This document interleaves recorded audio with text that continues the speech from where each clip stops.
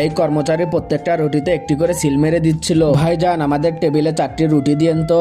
আচ্ছা ভাই ঠিক আছে এখনই দিতেছি, এ বলে রুটি নিয়ে তাদের টেবিলে দিয়ে আসে। ভাইজান একটু দেরি করুন, আমি সালাদ এবং তরকারি নিয়ে আসতেছি। আরে বন্ধু রুটির ভিতরে এগুলা কি? রুটির ভিতরে সিল মারা কেন? হ্যাঁ বন্ধু আসলেই তো, আমি তো এরকম রুটি জীবনেও দেখিনি। আমিও তো দেখিনি, চলো যে রুটি বানাচ্ছে তার কাছে যে জিজ্ঞাসা করি। আরে মিয়া তাড়াতাড়ি দাও, কাস্টমার অনেকক্ষণ যাবত বসে আছে। এই যে ভাই একটু কি বলবেন আপনাদের রুটিতে সিল মারা কেন?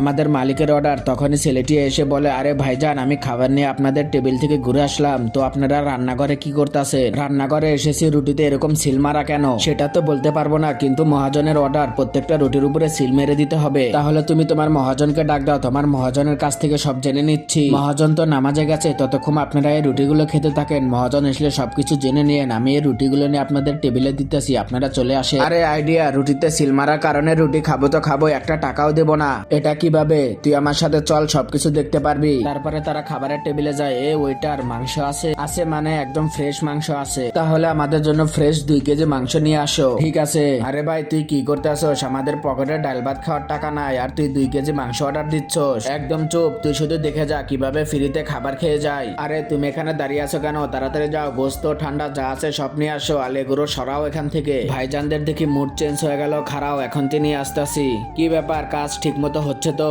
হ্যাঁ হ্যাঁ মহাজন, কিন্তু একটি কাস্টমার এসে বারবার জিজ্ঞাসা করতেছিল রুটির উপরে সিল মারা কেন। আমি বলে দিয়েছি এটা মহাজনের অর্ডার। তারপরে তারা সবজি অর্ডার দিছিল, এখন বলে যে 2 কেজি মাংস নিয়ে আসো।